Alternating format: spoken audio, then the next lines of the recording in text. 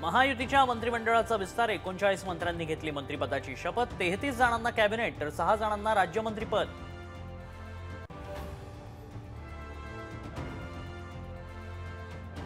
मंत्रिमंडळात 20 नव्या चेहऱ्यांना संधी। गोगावले, शिरसाट, नितेश राणे, योगेश कदम, आबिटकरांना मंत्रिमंडळात स्थान।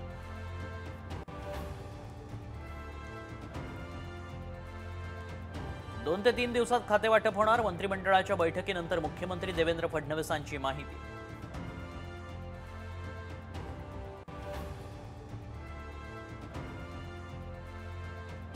मंत्रिमंडळात मंत्र्यांना 2.5 वर्षांची संधी। आज शपथ घेणारे मंत्री 2.5 वर्षांसाठी। उपमुख्यमंत्री अजित पवारांचं मोठं विधान।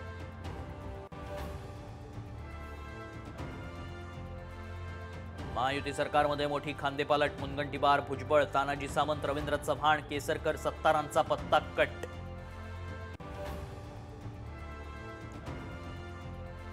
मंत्रिमंडळात घराणेशाहीतील 13 जणांना मंत्रिपद तर घटक पक्षातील एकाही आमदाराचा मंत्रिमंडळात समावेश नाही।